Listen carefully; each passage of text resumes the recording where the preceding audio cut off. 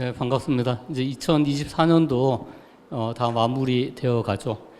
자, 오늘 121회 그 시민과 함께하는 문학 톡톡 고명자 시인을 모시고 시작하도록 하겠습니다. 자, 우선 우리 회장님, 부산작가회의 회장님 인사 말씀 읽겠습니다.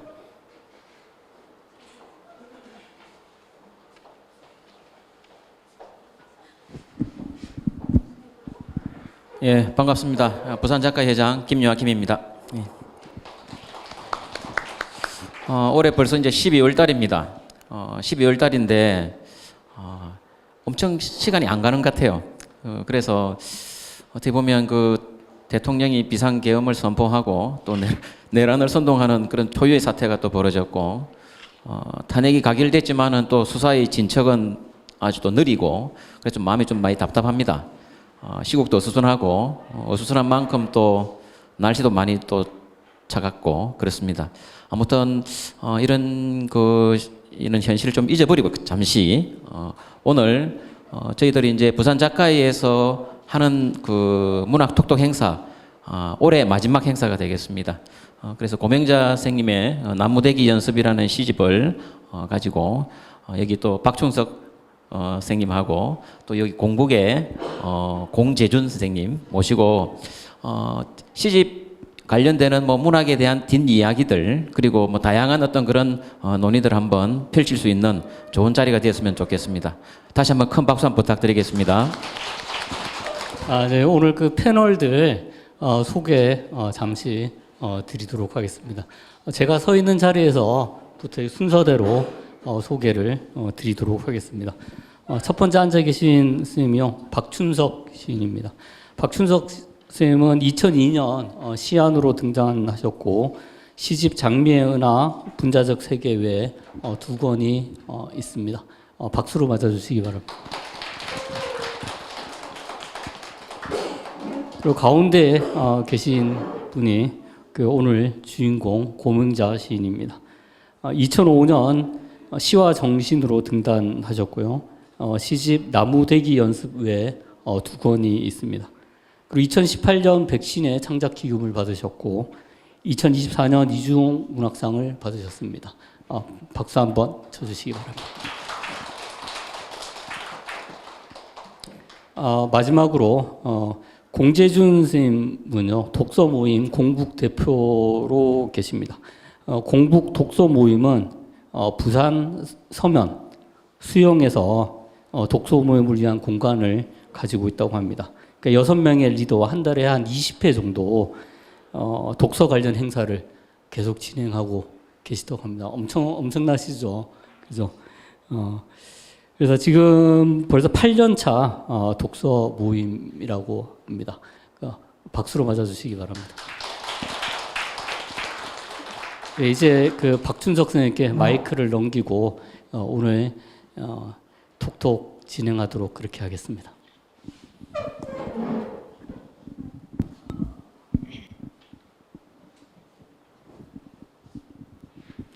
안녕하세요. 박춘석입니다.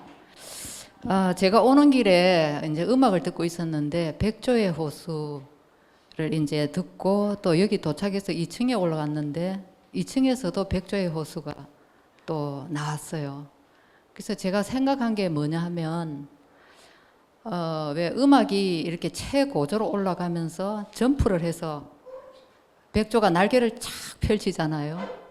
그래서 오늘이 고명자 선생님의 그런 날이겠다라는 생각을 했습니다. 특히 이 나무대기 연습 1부에서 보면은 그런 날과 똑같은 날이라는 생각이 들었습니다.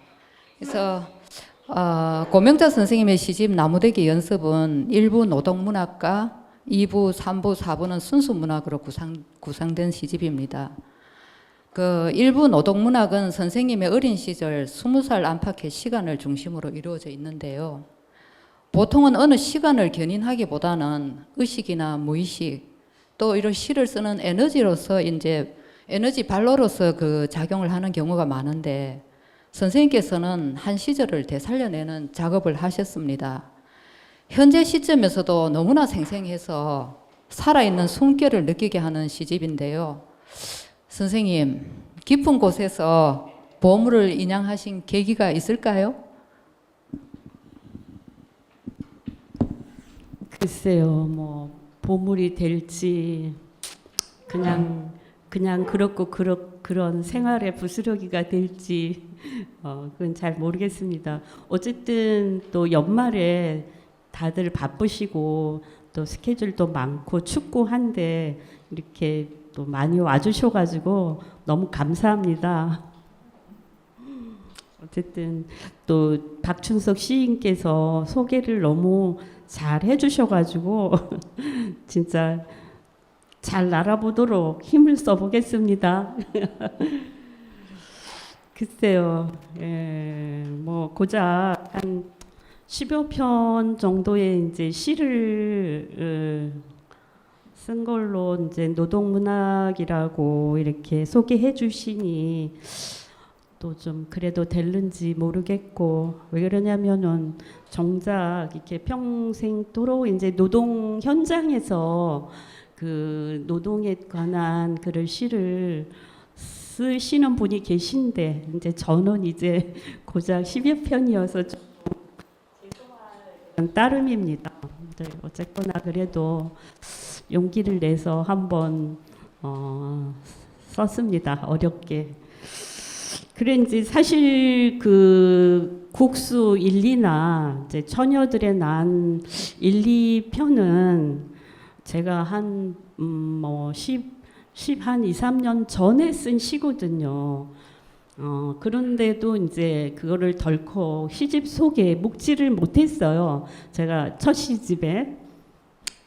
근데 이제 그때는 어쨌든 그런 노동이라고 하는 그런 속에 그런 범주에 이렇게 나를 이렇게 가두는 것 같아서 좀 조심스러웠기도 하고, 또 초기에는 어쨌든 좀 시 세계를 나름 이제 다양하게 좀 펼쳐보고 싶어서 이제 좀 어떤 한계가 생길까봐 좀 우려도 되고 해서 이렇게 넣지를 않았거든요. 그런데 이제 역시 그런 고민에서는 자유로울 수가 없더라고요. 자유롭지가 않더라고요. 그래서 이제 3시집을 내면서 한 이제 10여 편을 묶어서 이렇게 이제 수록을 하게 됐는데요. 사실은 뭐 청소년 노동자 시절에 10여 편 정도를 이제 그 축약을 해놓고 보니까 좀 사실 남부럽기도 하고 좀 창피스럽기도 했습니다. 근데 이제 그것보다 이제 내가 그런 시절을 살았다는 거에 대한 그 스산함 때문에 제 마음이 더 좀 스산했어요. 이렇게 문자화돼서 이렇게 쳐다보고 있으니까 점점 수렁에 이렇게 빠지는 느낌이더라고요. 그래서 좀 힘들었습니다. 그러나 또 그런 부분에 언제까지 이렇게 사로잡혀서 있어서는 되지 않고 그거를 이렇게 좀 떨치고 좀 나가야지 나도 좀 자유롭고 또 더 새로운 쪽으로 이렇게 건너갈 수 있지 않을까 싶은 생각에 이제 용기를 내서 그렇게 이제 묻게 됐습니다. 사실 뭐 가난하고 외롭고 힘든 그런 삶이라는 거는 그때만 있는 게 아니고 또 지금도 역시 그렇죠. 그런 사람들은 여전히 존재하고 이제 그런 것 같은데, 어쨌든 그 청계천 피복 노동자 청소년 그 현재적 상황들은 그 앞에 이제 전태일 열사라든가 이런 분에 의해서 그 이제 고단한 그 청소년 노동자들의 그런 삶들은 또 여러 방식으로 이렇게 좀 실체가 많이 드러났죠. 뭐 전태일로 인한 그 사회적인 그 이슈들, 또 뭐 영화나 음악이나 뭐 문학이나 또 뭐 미디어 같은 데서도 그 청계천 노동자 피복 상황에 대해서는 이제 많이 이렇게 드러났고 했는데 찾아보니까 시는 없더라고요. 시는 없더라고요. 그거를 시로 쓴 사람은 이제 보니까 이긴 시인이라는 분이 그 뭐 구로동 영공 아가씨들의 뭐 이런저런 이야기들은 이긴 시인이 많이 썼거든요.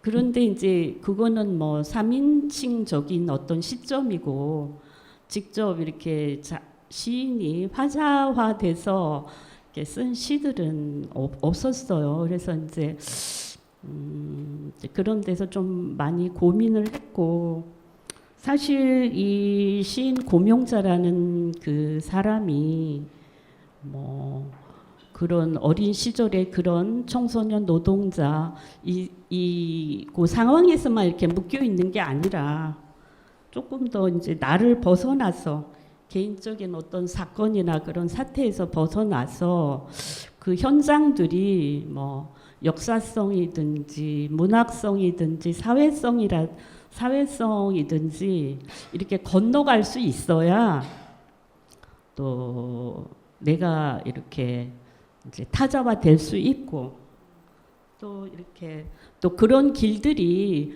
뭐 누구나 다 뭐 특별한 뭐가 아니고 보통의 사람들도 그렇게 살고 있다는 그런 보편성을 좀 획득할 수 있을 것 같아서 이제 좀 이렇게 좀 용기를 냈어요. 근데 이만큼 이렇게 오는 동안 시간이 많이 걸렸고 또 생각해 보니까 내가 또 뭐 시인으로서 너무 오래 직무유기한 거는 아닌가 하는 그런 반성도 좀 했습니다. 이야기가 좀 길죠. 있습니다.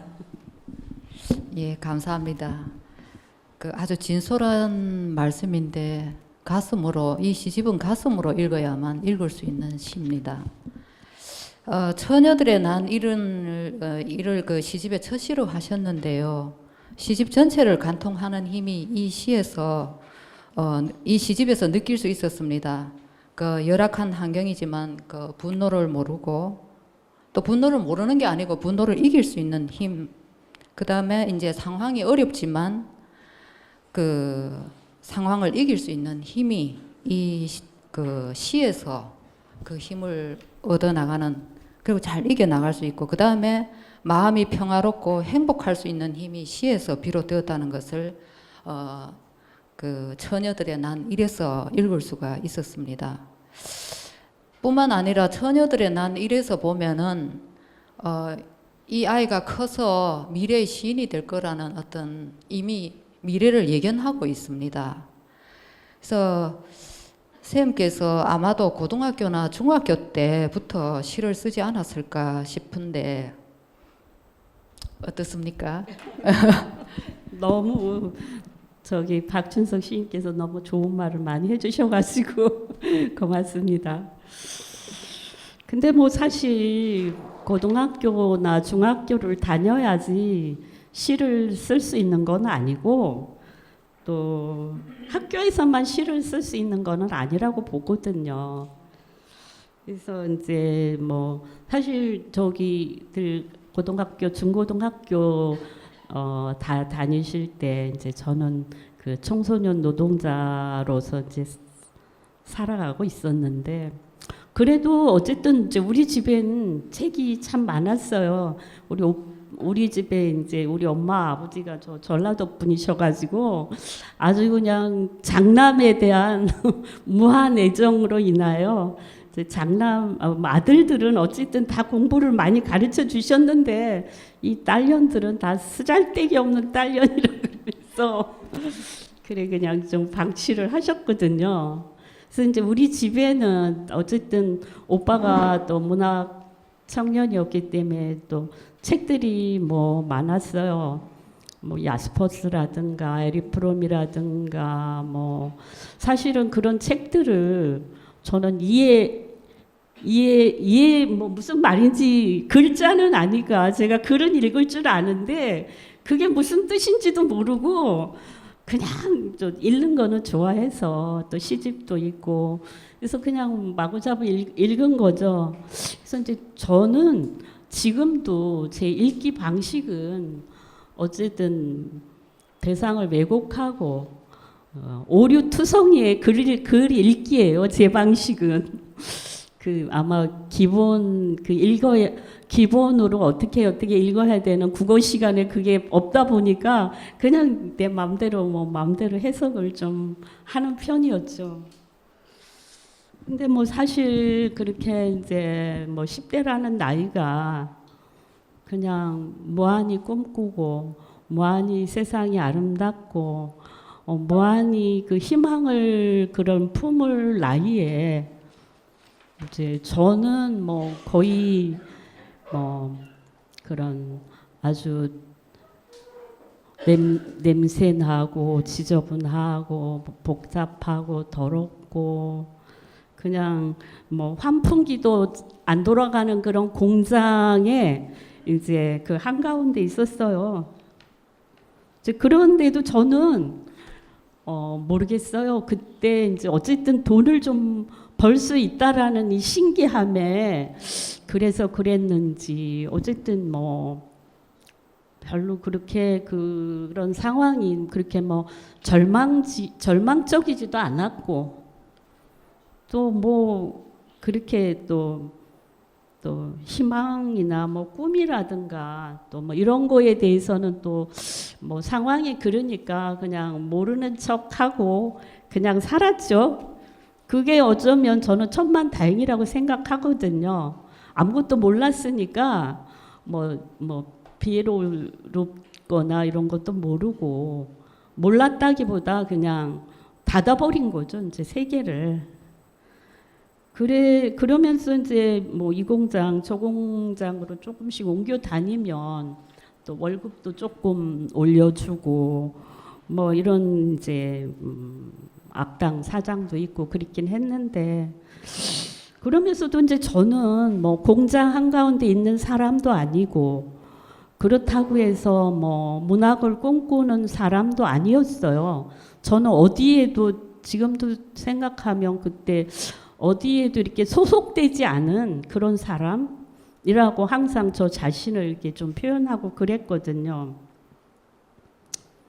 그런데 사실은 그런 환경 속에서 제가 일을 하면서 이제 시를 읽고 시를 외우고 시를 읊조리고 이제 그랬는데 그런 그 열악한 주변에 비해서 시는 왜 이렇게 그 시 속의 세계는 왜 이렇게 아름다운 거예요.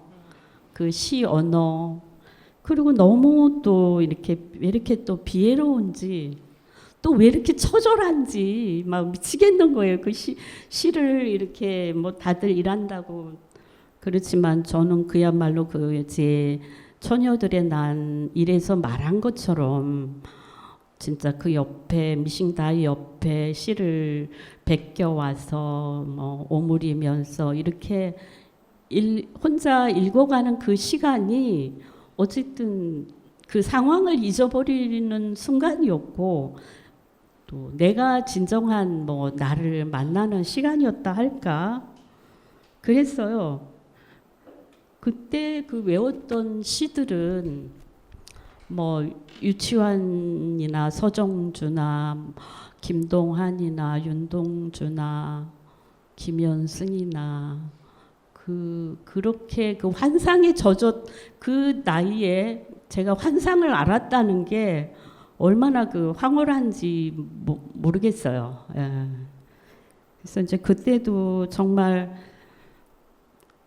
제가 그 유치한 시의 생명의 설을 지금 그때 외운 시들은 지금도 다 외울 수 있어요.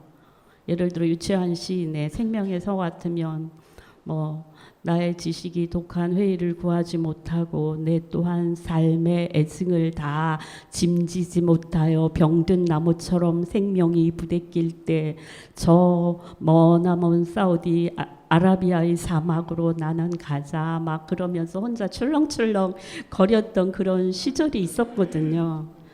그러면서 어떤 절망이라는 그런 구렁텅이에 그 언어라는 빛이 나를 끌어당긴 건지 시 언어가 나에게로 와서 스스로 스며든 건지 어쨌든 너무 시를 접할 때만큼은 얼마나 그 황홀하고 행복했는지 비교가 어떻게 표현이 안 돼요. 그랬어요. 감사합니다. 선생님하고 이제 한 번씩 그런 얘기를 합니다. 우리에게 시가 없으면 어떻게 되었을까 생각만 해도 아찔하다 이런 얘기를 했는데 사실은 시가 어쩌면 그 어린 소녀에게 전체였을 수도 있겠다라는 저는 처녀들의 난 이를 읽고 그런 생각을 했었습니다. 그리고 너무 감동적으로 읽었고요. 그리고 선생님 말씀하신 대로 어디에 소속이 되지 않았다라고 이렇게 얘기를 하셨는데 선생님 시를 읽어보면은 진짜 길들여지지 않는 야생성이 느껴져요. 그래서 항상 자기만의 어떤 독특한 어떤 그 색깔이랄까 또 우리가 대화를 하고 자주 이렇게 친구기 때문에 자주 만나서 대화도 하고 이렇게 해보면 고집이 있어요. 자기만의 고집이 분명하게 있는 분이거든요. 그래서 그 어린 소녀가 그것에 매몰되지 않고 살아남아서 오늘 백조가 날개를 점프를 해서 쫙 나는 어떤 그러한 모습을 보여주신 게 아닌가 그런 생각을 해보았습니다. 이어서 고명자 선생님의 시 낭송을 듣고 이야기를 이어가도록 하겠습니다. 그 28페이지 한번 열어보십시오. 낮게 허밍으로입니다. 제가 내 시를 내가 좋아한다 하면 좀 여럽는 이야기인지 모르지만 전 제 시를 쓰면서 참 그 흐뭇하고 마음을 쓸어내리던 시였거든요. 사실 이게 이제 낮게 허밍으로는 시집 묶기 이제 찍기 얼마 전에 맨 마지막으로 이제 써서 이렇게 넣은 시예요. 그래서 이제 이 시를 저기 비정규 노동이라는 문예지가 있거든요. 거기에 이제 청탁이 와서 보냈는데 쌀이 원고료로 쌀이 3kg가 왔어요. 그렇게 이제 사실은 이 시가 이제 내가 걸어온 어떤 여로 같다는 이제 생각이 들어요. 어쨌든 그때 당시에 이제 거기가 아마 경희대였나 봐요. 경희대 그 음대는 맨 이 공장 가는 길하고 좀 같은 길이었거든요. 이제 그 길을 오고 가면서 이제 그럴까요? 낭송하겠습니다. 낮게 허밍으로. 먼 들판으로 넘어진 포플러 나무 뿌리채 뽑혀 말라가며 앓는 신용을 해. 어찌나 가만히 살랑이던지 더러는 진짜 죽고 더러는 새 잎이 돋고 노래가 새어나와 죽은 뿌리에서 병든 기억이 흘러나와 흉흉한 이야기가 흥얼흥얼 흘러나와 그래서 집안에는 포플러를 심으려 하지 않나 봐. 사람의 목소리가 아닐 거야. 18 시름도 다 풀려버렸지. 누가 나무에 들어앉아 날 불러낸다고. 포플러 잎사귀를 타고 꼭대기까지 오르려 했어. 음악대학과 봉제공장 갈림길에 포플러 잎사귀의 정령들 내 손목을 끌어당기네. 저 많은 실밥들 언제 다 따내라고. 푸른 정령들은 손뼉치며 노래하며 따라오라 하고 나는 목젖 다 내놓고 울기만 하고 어느 날 문틈으로 보니 그때의 포플러들이 나를 찾으러 들판을 걸어가고 있는 거야. 음악대학 담벼락을 돌고 돌고 돌고 내가 부른 노래는 노래라 말해줄 수 없어. 일손을 놔버리고 나무에 기대 앉아 석 달 열을 흘러가 본 적 있어. 포플러는 까마득히 넓어지고 높아지고 멀어지다. 내 소나기를 벗어나 버렸어.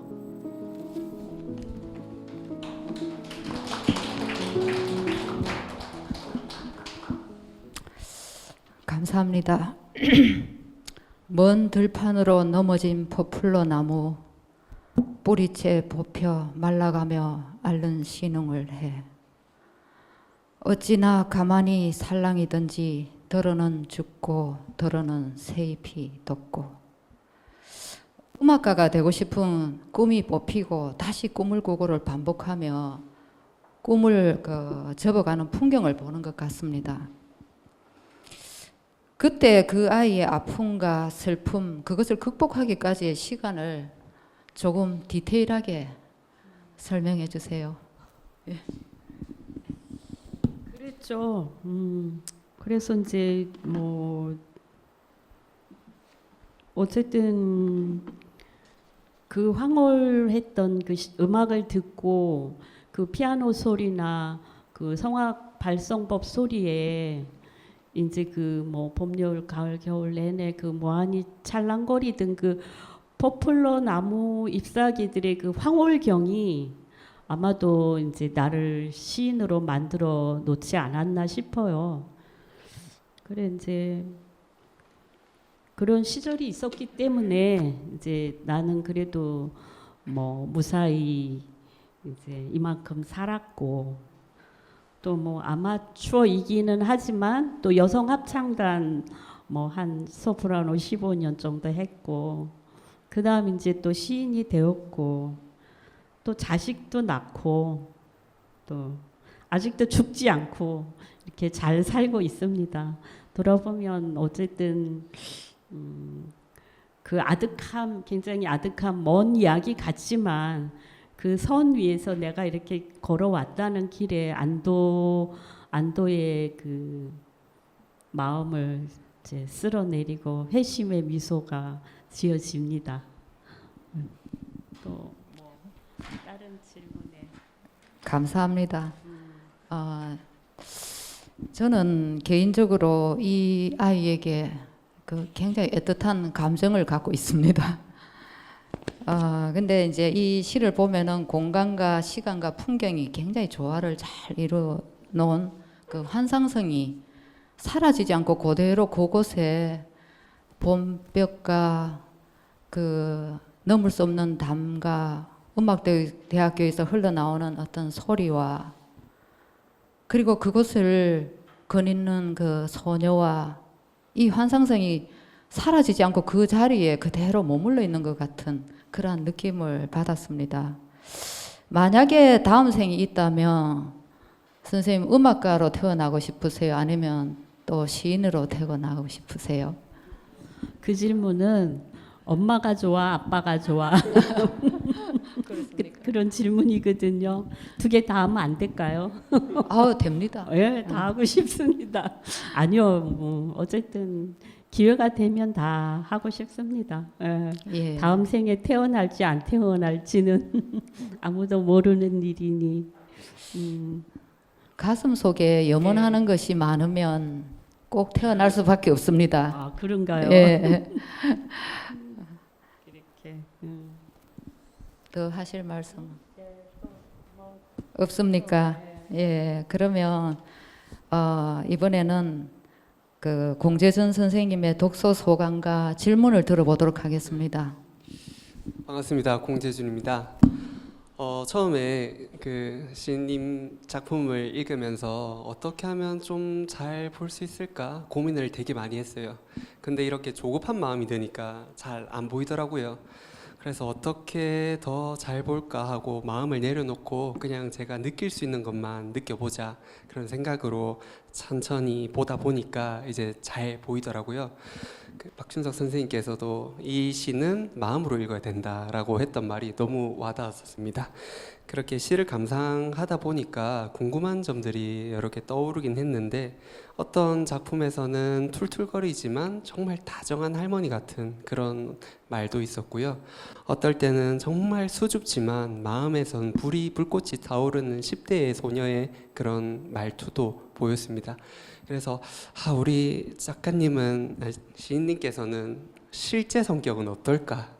그런 궁금증이 들어서 이거는 이제 시인님께서 실제 성격은 어떠신지 그 좀 알려주시면 감사하겠습니다. 제가 다양성을 많이 가지고 있고 또 양면성에 탈인간한지도 잘하고 그렇죠. 이제 사실 이렇게 사회성은 좀 뛰어난 것 같은데 그 이제 자기만의 시간, 자기 내면 속으로 들어가면 굉장히 사실은 차갑고 약간 냉소적이고 그리고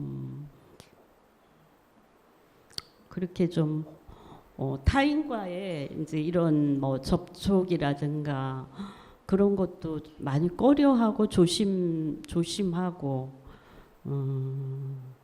그러나 이제 인간이 뭐 자기 본성이 그렇다고 해서 본성대로는 이제 살 수 없는 거고요. 특히 뭐 이렇게 좀 경제적으로 어려워서 좀 일을 하고 이러는 사람은 자기 본성을 어쨌든 많이 본성대로 살지는 못해요.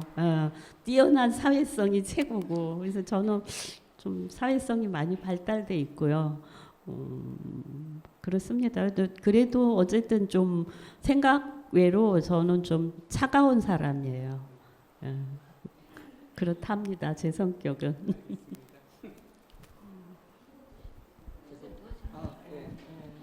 네. 그리고 선생님 저는 처음에 작품을 읽고 천이들의 난 1편을 보고 덮었어요. 너무 마음이 좀 먹먹해가지고 그렇게 한참을 있다가 다음날 다시 펼쳐서 읽었는데 거기에 나왔던 것들이 졸음을 참아가면서 미싱을 하는 모습과 처녀들의 종아리에 그 파란 힘줄이 장다리꽃처럼 번져갔다는 말, 그리고 월남치마는 불티나게 팔렸지만 5달 월급 밀려놓고 사장이 튀었다 이런 묘사를 보니까 제가 눈앞이 캄캄하고 그 가슴이 안 좋더라고요. 그리고 또 금빛 퀄트가 거리를 걷다 읽었는데 억지로 막 가슴이 아픈 이야기로 꾸며내는 게 아니라 또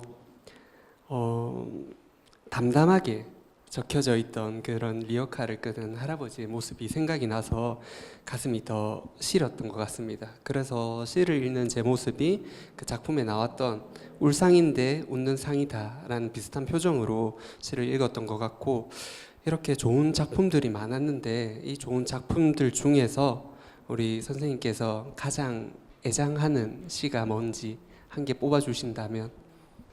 그래서 이제 아까 낮게 허밍으로 요시하고 그다음 귀뚜라미가 눈동자 속에서 운다는 뭐 11월이나 또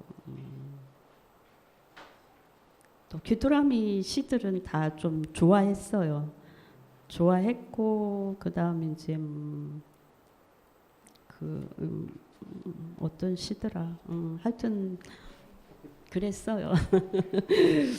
그렇죠. 근데 이제 사실은 타인이 보기에는 그 할머니도 불쌍하고 또 그렇게 일하는 사람도 불쌍해 보이고 그렇지만 사실 정작 본인은 또 좀 다르거든요. 왜냐하면 그 할머니도 뭐 그렇게 자기가 이제 지금도 그런 경제 활동을 하고 있다는 사실에 굉장히 또 그 자부심을 느끼기도 하고, 어쨌든 그 한 푼 버는 재미에 대한 그런 것도 이제 쏠쏠하기 때문에 내가 그렇게 살아봐서 그거를 알아요. 그렇게 막 힘들게 살아가는 사람들이 타인의 시선에서는 그렇게 막 측은지심으로 보이지만 여기 지하도의 노숙인도 그래요. 그렇게 보이지만 실제로 그 자아는 각각의 자아들은 그렇게 그 여리거나 뭐 그렇게 여려서 그런 힘들고 막 이러면 못 사는 거죠. 예, 그것을 그 처녀들의 난 속에 그 아가씨도 그럼에도 불구하고 그런 어려운 뭐 어쨌든 사장이 그렇게 이제 뭐 월급 안 주고 튀는 예가 많았어요. 그런 실제로 그런 예가. 근데 이제 또 자기에게 어떤 그 주어진 어떤 그 운명 같은 그 스침은 또 본인이 잘 알기 때문에 또 그 나름대로 또 극복을 하든 안 하든 사는 일은 살아야 되니까 또 지나가고 그렇죠. 그 세상이라는 거를 어쨌든 긍정이든 부정이든 이제 해야 되기 때문에 그게 어떤 이제 지극히 타인이 보기에 그렇게 마냥 측은지심이나 그러지는 않습니다. 아마 젊은 친구들은 요즘 친구들은 그런 방식을 아나 몰라요. 왜냐하면 지금의 그 뭐 모든 그 물질 문명이나 이제 모든 또 부유한 뭐 부모 모든 것이 그래도 아무리 가난해도 이렇게 기본적인 것들은 다 충족을 하고 살잖아요. 그렇기 때문에 아마 요즘 그 세대의 어떤 방식으로는 그런 부분이 아마 조금 이해가 안 될 수도 있겠다 싶으네요. 예.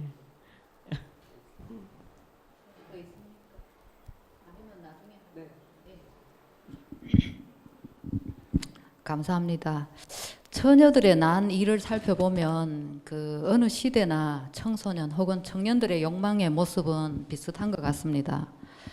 그 주어진 현실을 이기고 넘어서고자 하는 그 반항하는 어떤 태도라든지 우리 춤추러 가자라든지 뭐 또 이렇게 활력, 이 에너지가 넘치는 이런 것이 그 시대의 문화와 함께 잘 표현되어 있습니다.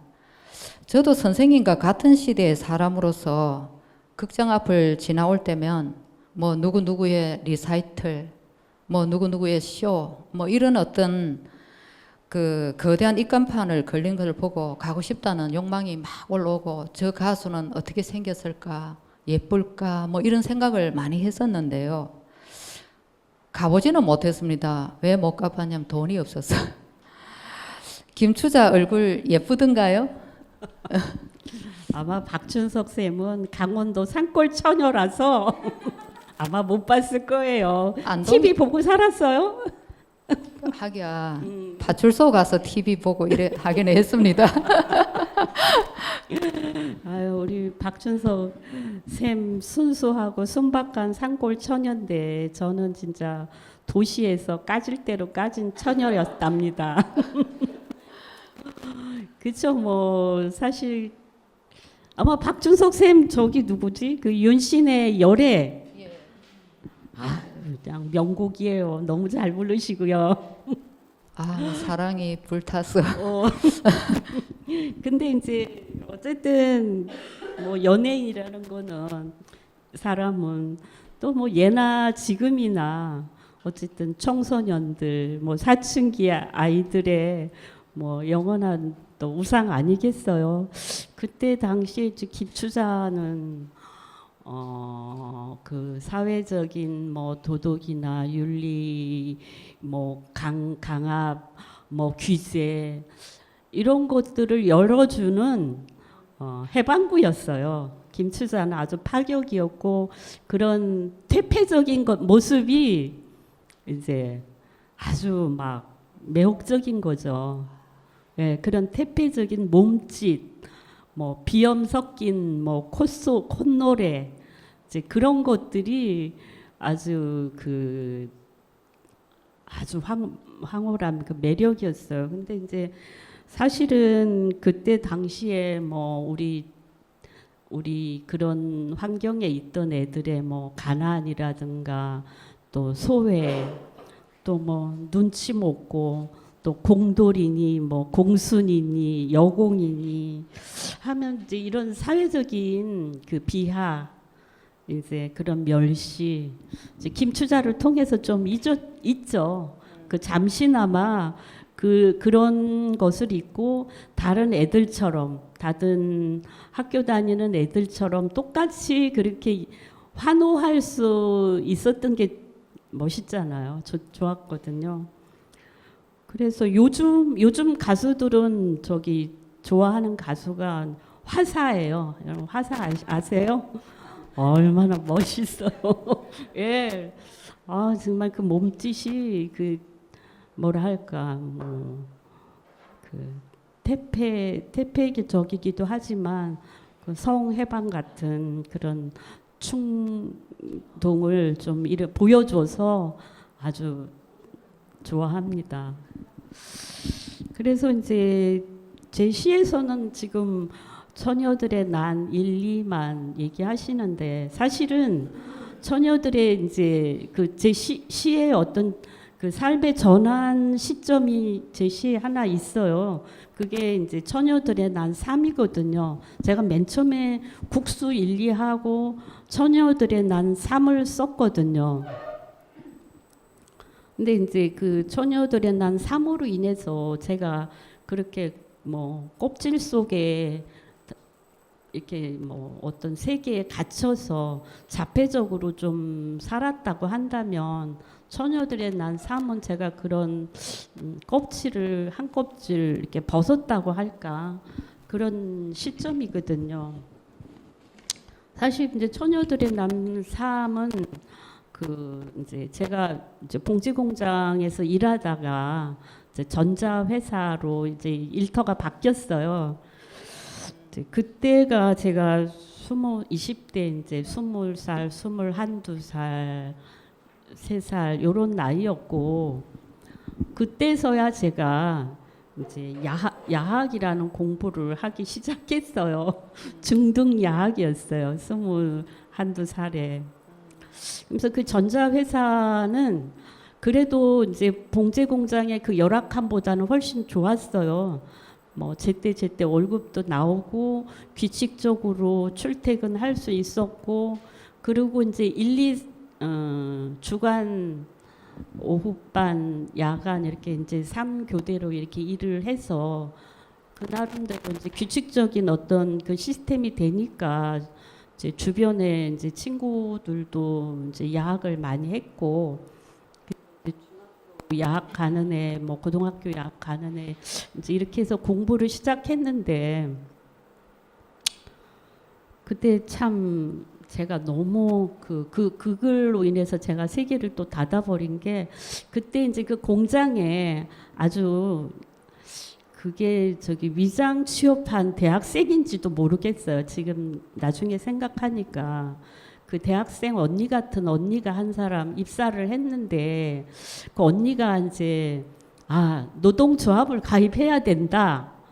노동자의 권리를 찾아야 된다. 막 이러면서 우리를 막 그런 거예요. 우리는 사실 뭐 노동청이 있었는지도 몰랐고 뭐 노동자의 권리라는 말이 무슨 말인지도 몰랐고 그냥 그나마 그렇게 뭐 주어진 게 참 한편으로는 감사하고 왜냐면 또 이렇게 야학 가는 애들은 또 이제 오후반은 빼주고 이제 아주 새벽반, 야간반만 시켜주고 이랬기 때문에 우리는 그 나름대로 이제 별 뭐 큰 적이 없이 다닐 수 있었는데 어쨌든 그 이제 노동조합 가입을 해야 된다고 막 또 그 예쁜 언니가 막 그러는 바람에 우리 이제 다 쭉쭉 도장을 찍고 이제 그러면 노동청에 가입하면 뭐 어째 해준다 막 그래서 이제 좀 기대를 했었는데 어느 날 우리 다 야학 공부한 애들 특히 다 해고가 돼버린 거예요. 그래서 알고 보니까 그 언니가 그 회사 측하고 그 딜을 해서 그냥 한몫 돈을 받아가지고 튀어버린 거예요. 그 언니가. 예. 그래가지고 진짜 너무 그 충격이 그 배신감이 그 이제 처참함을 뭐 어떻게 말로 할 수가 없는 거예요. 그래서 우리 막 옥상에 올라가서 한 사나흘 그렇게 막 데모를 하고 뭐 뛰어내리자 뭐 그때 그 옥상에 막 신나통도 막 입고 있는데 불 지르자 막 이제 막 이러기도 하고 그런데 그 이제 약 선생님들이 오셔가지고 또 물이 막 좀 달래주고 그래서 이제 그렇게 실패를 해버리고 말았는데 그런 그 인간의 그런 그 이중성, 뭐 배신 이런 것들이 이제 너무 오래 갔어요. 저에게 지금도 약간 그런 트라우마들이 좀 있어요. 그래서 이제 그때 그렇게 자기 속에 이제 유폐돼 버린 상황이었고 어쨌든 그 사건 하나로 내 20대는 그냥 완전히 허물어지고 그래서 이제 시집을 가버렸네요. 그때 당시 제가 읽었던 책이 그 오이디푸스 왕, 그 소포클레스의 이제 오이디푸스 왕을 그러니까 계속 오독을 하는 거죠. 저는 그 아무리 자기 운명에서 달아나려고 해도 규정 지어진 운명은 자기 테두리를 벗어나지 못한다는 그 절망감 때문에 더 내가 좀 많이 그 힘들어했어요. 그 20대 그 사건으로 인해서 모든 것들에게. 그래서 제 처녀들의 난 삶이 저에게는 너무나 이제 그 아픈 시였어요. 예. 예. 그 언젠가 선생님 그 사진을 한 장 본 적이 있습니다.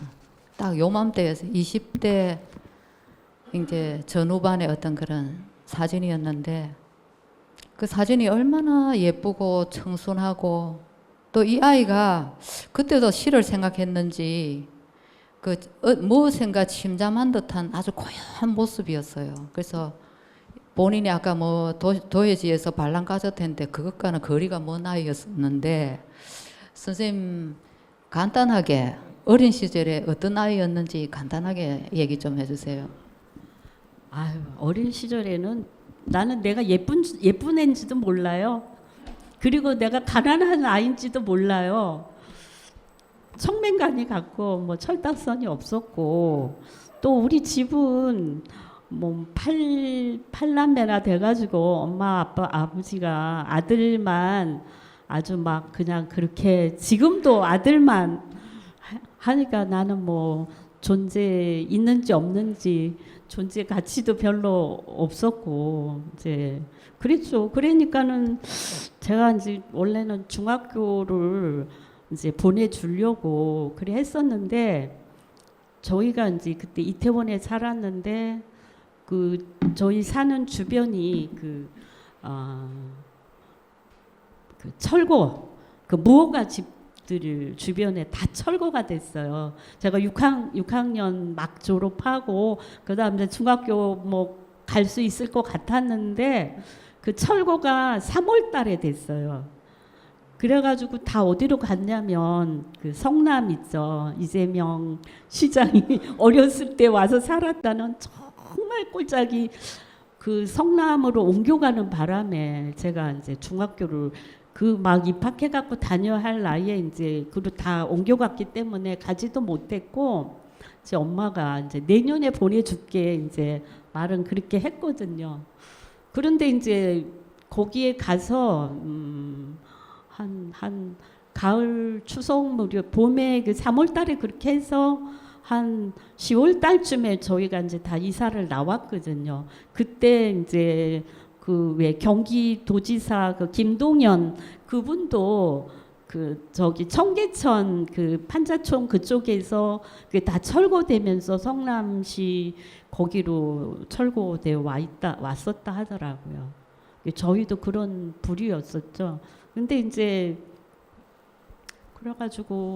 그래갖고 이제 한 돌아왔는데 안 보내주는 거예요 중학교를.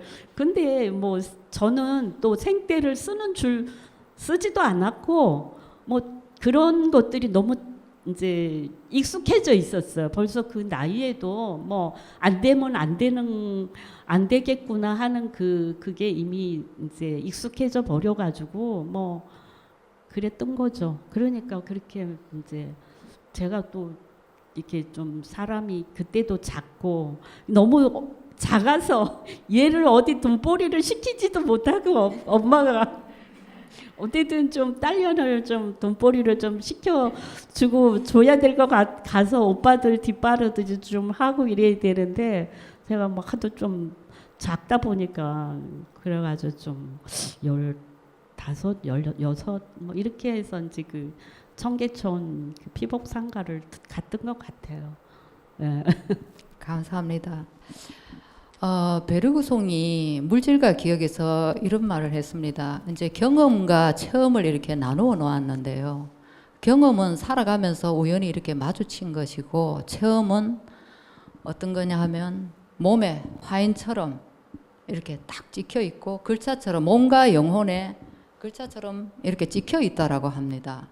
그래서 이 체험이라는 것은 우리가 왜 초등학교 때 다닐 때 보면 등사기 아시죠? 젊은 세대들은 잘 모르실 수도 있겠네요.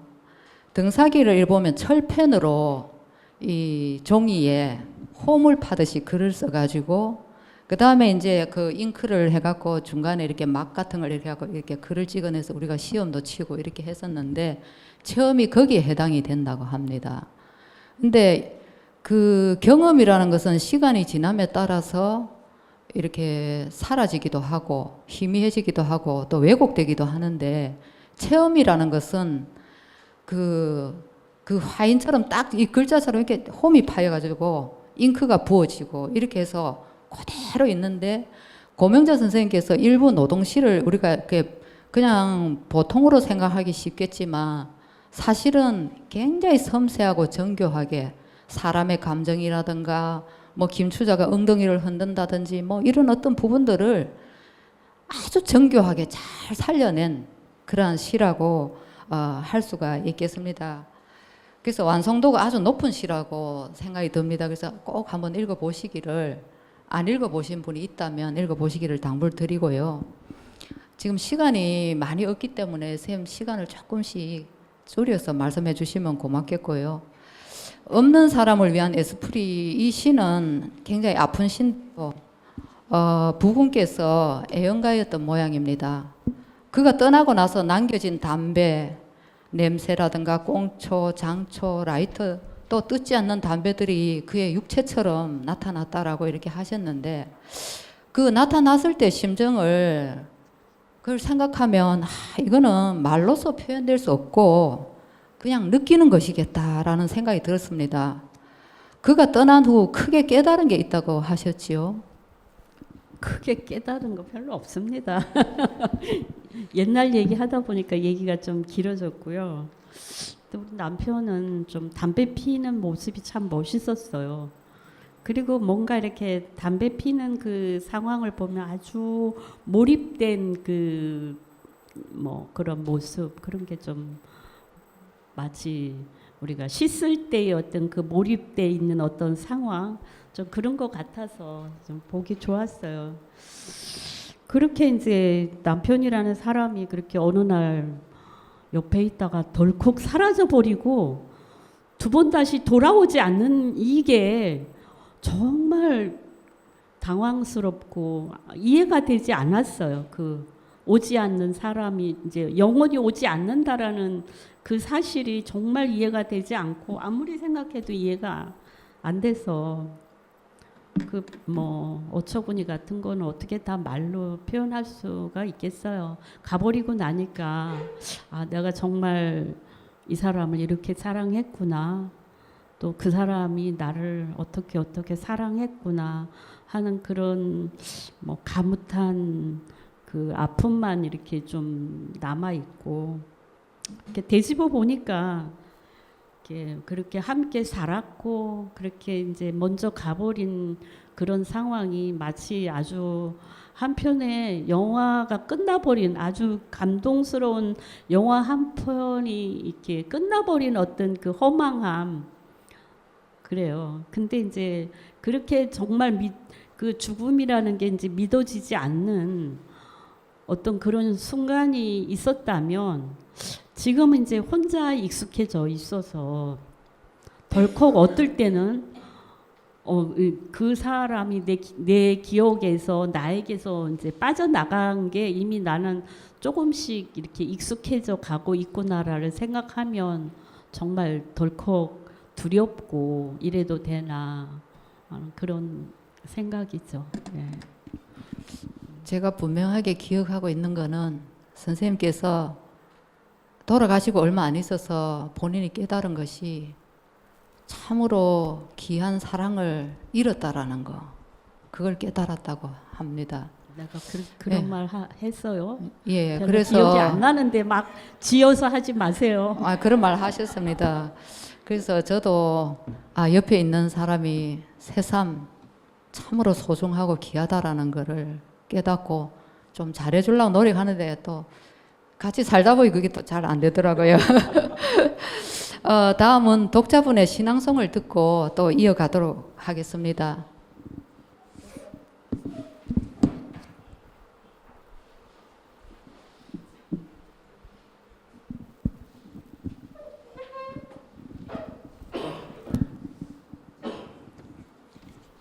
(92페이지) 간혹 태풍의 그림자로 와서 낭송하겠습니다. 그 나무는 언제나 거기 있다. 우두커니 꽃 피우고 우두커니 시절을 접는다.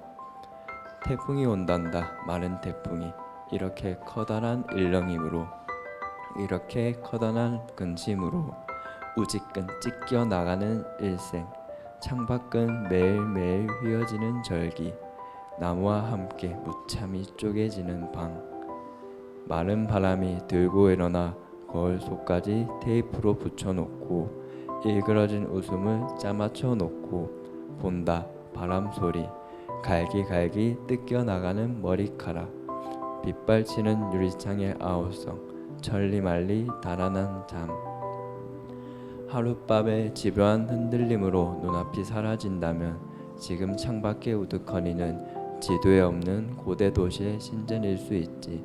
눈먼 자의 손에서 덜컹대는 문고리처럼 바람을 뚫거나 바람에게 뚫리거나, 호디불로 돌돌 말아둘 것은 말아두고 호울호울 눈먼 자의 외침을 귀 기울여 들을게. 바람이 어디로 사라지는지 지켜볼게. 좁은 방 안 눌러산 흔적들 지워줄게. 회오리 달빛, 회오리 구름.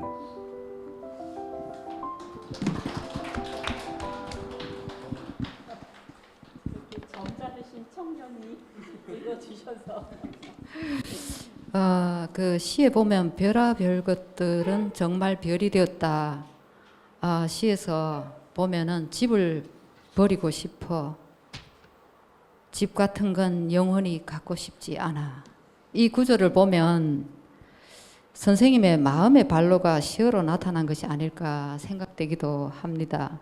물론 이 시는 철거되는 빈집을 보고 쓰셨지만요. 마음의 발로이신가요? 저는 우리 집 창문을 사랑해요.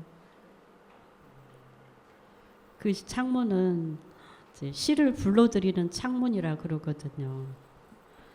그래서 이제 제가 이제 어쨌든 주택에 살고 지금은 주택들이 다 진짜 낡아가서 진짜 언제 철거될지 모르고 태풍 불고 막 비바람 불고 이러면 무서워요, 어느 한쪽이. 근데 이제 제 시에서는 이 낡은 집 그리고 창문, 아까 읽으신 그 시도 진짜 창밖의 어떤 변화 그거를 쓴 시인데, 이제 이렇게 그 창문을 내가 들여다보고 밖을 볼 때야말로 나를 응시하는 거. 아까 성격이 어떠신가 물어봤듯이 내가 나를 들어보고 나가 나를 응시하는 그런 시간이거든요. 근데 이제 어쨌든 그 시시각각으로 또 계절마다 이렇게 이제 다른 풍경이 시시각각으로 변하고, 마치 이제 굴곡 깊은 하나의 이제 인생 파노라마를 이렇게 내가 나를 들여다보는 것 같아서 어떨 때는 굉장히 안도의 숨을 쉬기도 하지만 어떨 때는 정말 불안하고 불편하고 그렇기도 하거든요.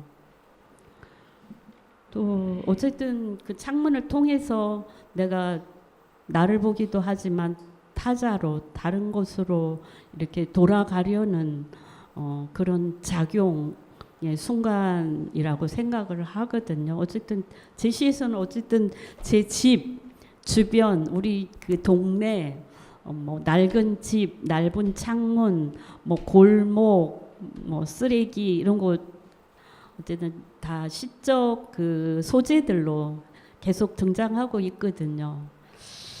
그래서 이제 그것을 통해서 나는 그 창문을 통해서 뭐 갖가지 새들 또 벌레들 뭐 그 들고양이들 들개들 저희 집이 이제 제 창문 그 바로 건너편이 공터거든요.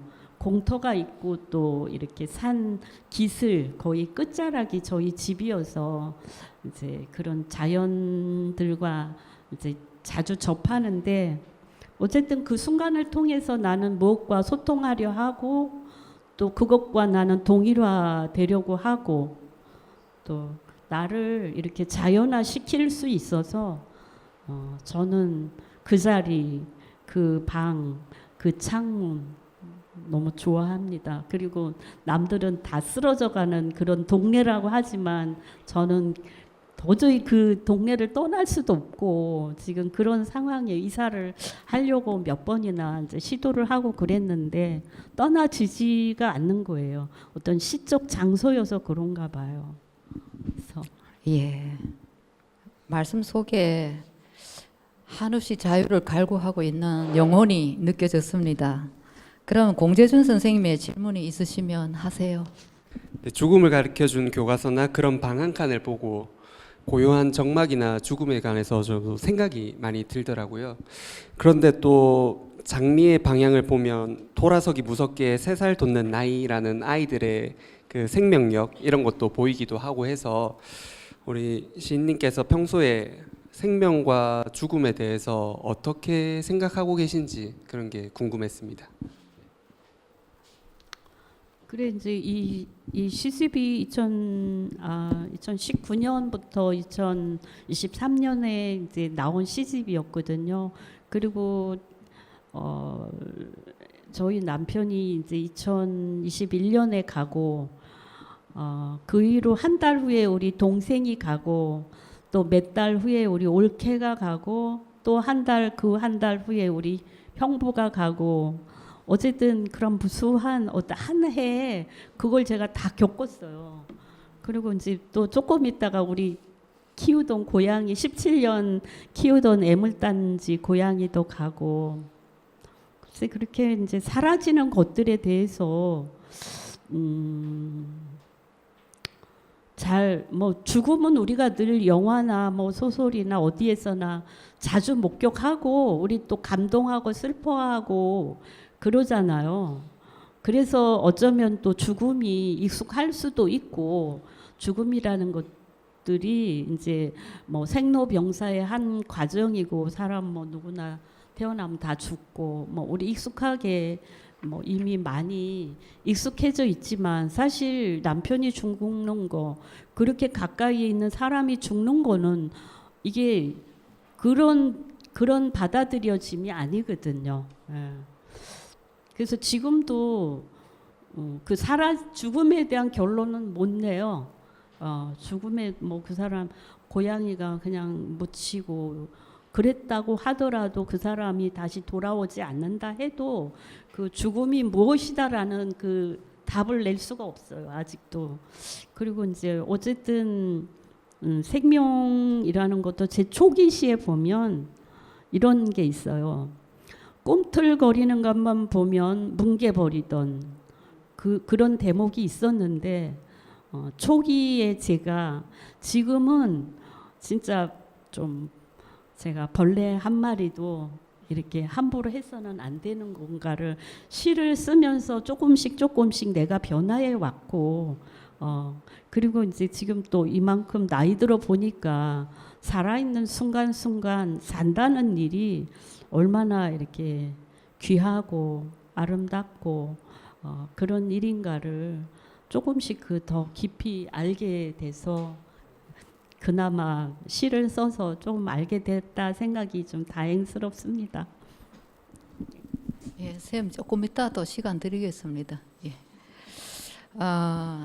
그 귀뚜라미가 울지 않으려고 웃는 10월의 밤 입동 무렵, 귀뚜라미가 웃지 않으려고 우는 9월의 밤, 귀뚜라미가 눈동자 속에서 운다는 11월의 밤. 이 제목이 참 재밌고 의미심장합니다. 정말 그 입동 무렵에는 울지 않으려고 귀뚜라미가 웃나요? 그리고 귀뚜라미 연작시를 쓰시게 된 사연가 그 3편 중에 한 편은 이성에 관한 사랑의 감정이 스며 있다고 합니다. 제가 그렇게 말한 적 없습니다. 사랑은 강요해서 그거 독자의 몫이라 해서 그런가 보다 했지. 아니 어느 날 밤 깊은 밤에 예. 그런 말씀을 분명히 하신 적이 있습니다. 아닙니다. 이제 일단은 제 얘기가 아직 다 안 끝났으니까 사랑은 그 보편적인 개념이지만 개인적인 경험에 해당이 되지요. 그러므로 사랑의 결론은 저마다 다를 것이라고 생각이 됩니다. 선생님의 사랑은 어떤 것일까요?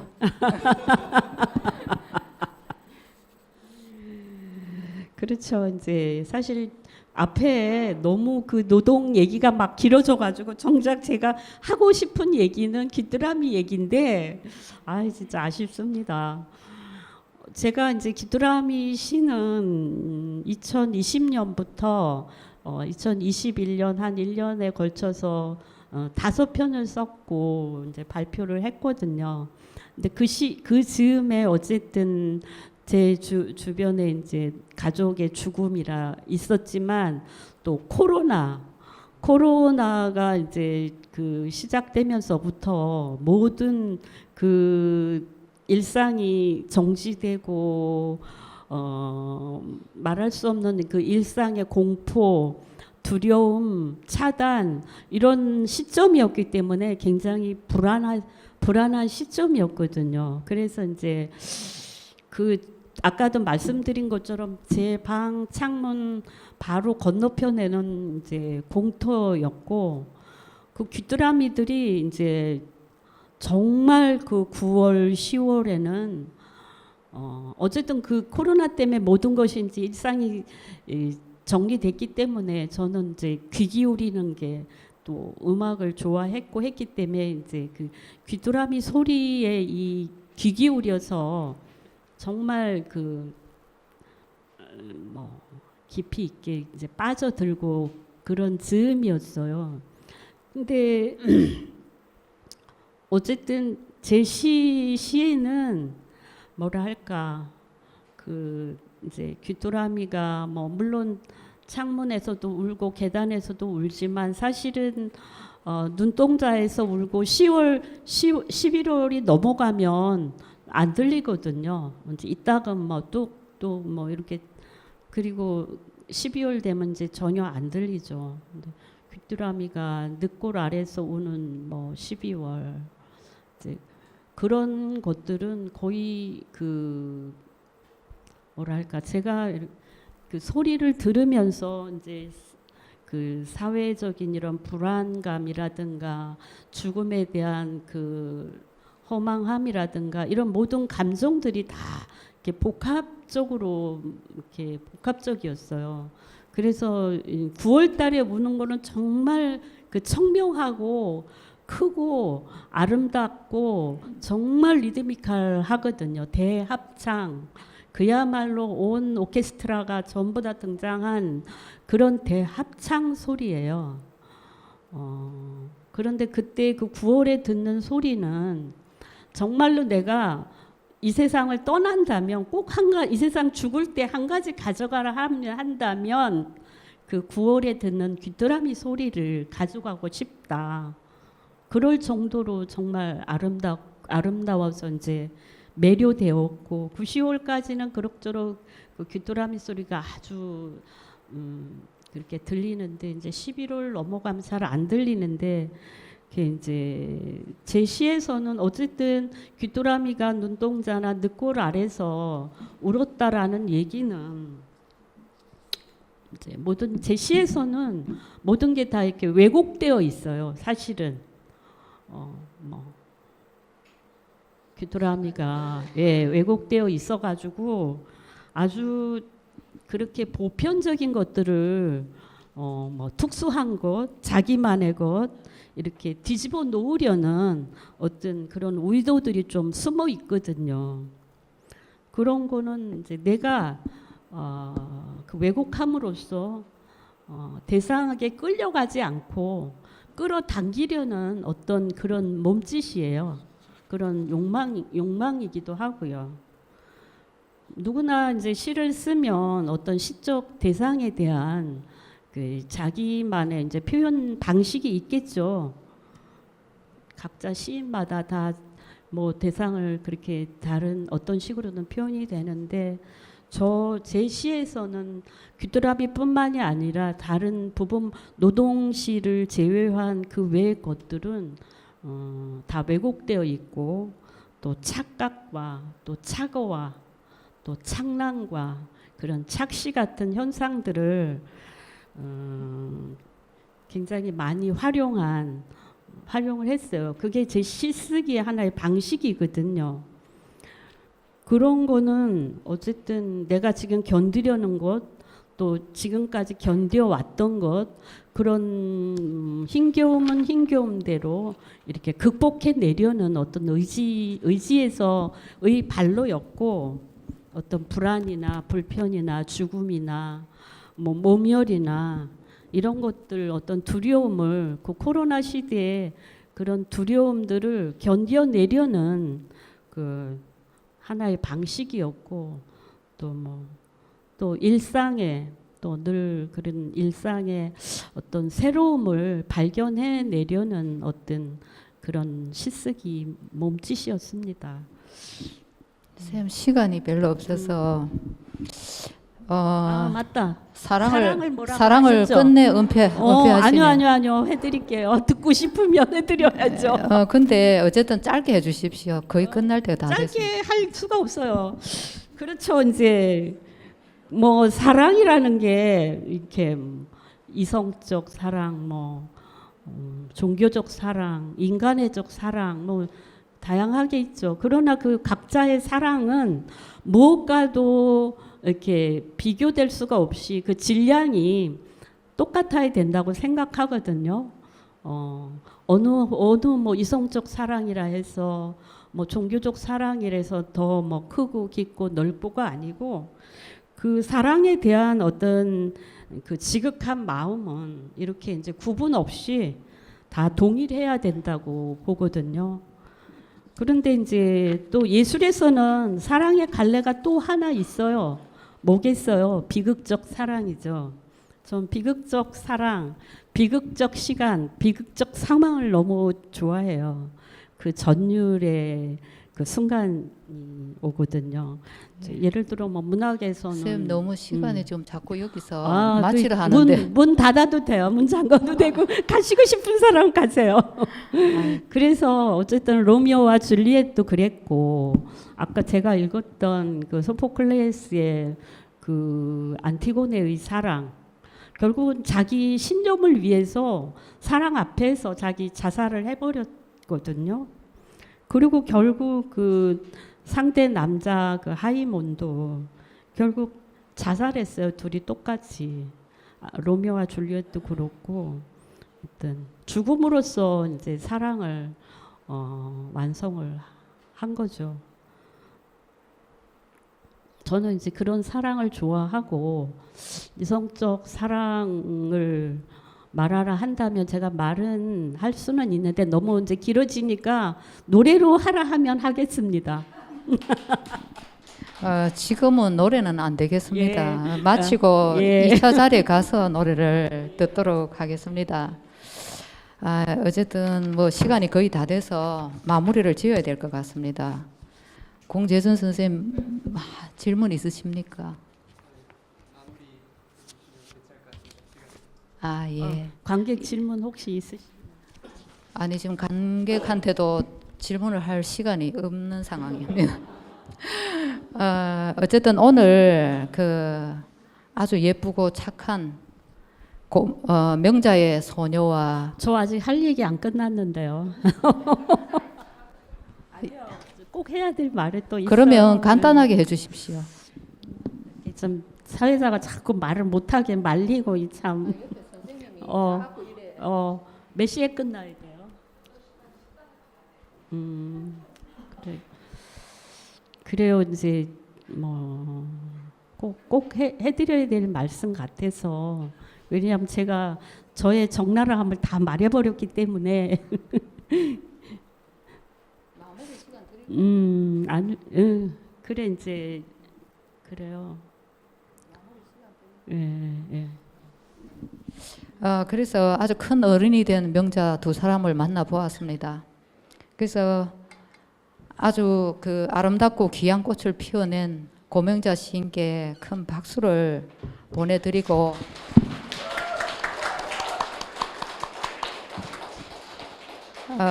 시집을 꼼꼼히 읽다 보니까 곳곳에 반짝이는 시어들이 심장을 가격하여 깜짝깜짝 놀랐습니다. 꼭 일독하시기를 권합니다. 끝으로 최근에 있었던 좋은 일 그리고 앞으로 계획도 이렇게 듣고 조금 전에 하시고 싶다는 말씀까지 마무리해서 하고 모두 마치도록 하겠습니다. 제가 그렇게 자유롭게 살았지만 방만하게 살지는 않은 사람이거든요. 제가 시집을 내면서 시집과 함께 내가 그래도 시집이 나왔으면 내가 그래도 뭘 어떻게 살았다는 거는 증명하고 싶었던 거예요. 그래서 제가 이제 올해가 24년도니까 2023년에 제가 중학교 검정고시를 봐가지고 했어요. 통과를 했고 올해 4월달에 고등학교 졸업 검정고시를 올해 4월달에 이제 패스를 했어요. 제가 이런 고백까지 다 해드리다니 진짜.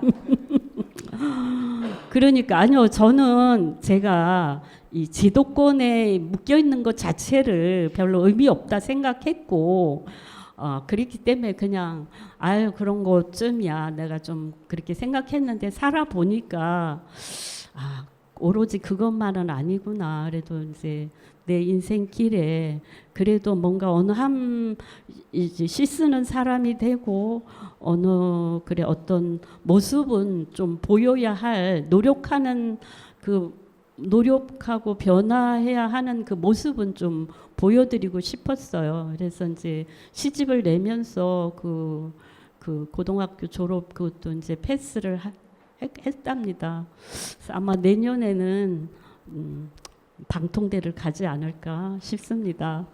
이제 나이도 먹고 또 일하는 것도 이제 지금도 일은 합니다만 일하는 것도 힘들고 이제 그러니까 그냥 가만히 들어 앉아서 공부는 할 수 있겠지 싶어서 이제 제2의 새로운 그 시간을 한번 만들어 보고 싶어서 어쨌든 뭐 방통대든 어디 되든 들어가 보려고 나이 들어서 공부하는 것도 괜찮은 것 같아서 그렇게 내년부터 계획을 세우고 있습니다.